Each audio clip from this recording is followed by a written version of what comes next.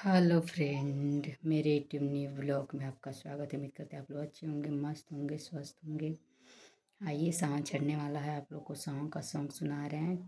खेसारी जी का गाया हुआ है। अच्छा लगे तो कमेंट कीजिएगा, सब्सक्राइब कीजिएगा, लाइक कीजिएगा, शेयर कीजिएगा मेरे चैनल को। कहना है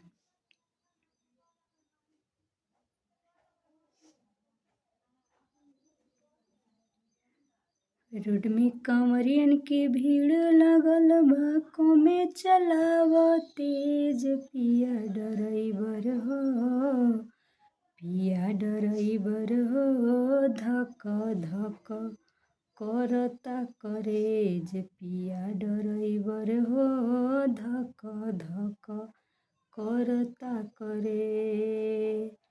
सभे जुमतने मगन होके भोला में, बड़ा दम बाड़े राजा भंगिया के गोला में।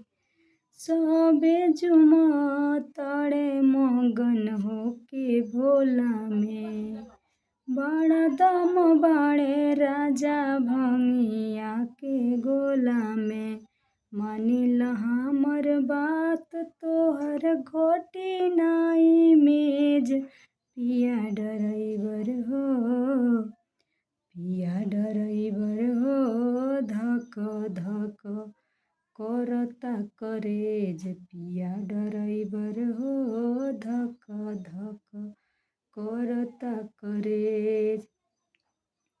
सुल्तानगंज से आगे सुइया पहाड़ बा, गड़िया के तेज जानी कर रफ्तार हो। सुल्तानगंज से आगे सुइया पहाड़ हो, गड़िया के तेज जानी कर रफ्तार हो। नया स्ट्रेंग धैले बाड़, कमे बनौलेज पिया ड्राइवर हो, पिया ड्राइवर हो। धक धक करता करेज पिया ड्राइवर हो, धक धक करता करेज। रोड में कांवरियन के भीड़ लागल बा, कमे चलाव तेज पिया ड्राइवर हो, पिया ड्राइवर हो। धक धक करता करेज पिया ड्राइवर हो, धक धक करता करेज। अच्छा लगेगा तो कमेंट कीजिएगा, लाइक कीजिएगा, सब्सक्राइब कीजिएगा, मेरे चैनल को आगे बढ़ाइए।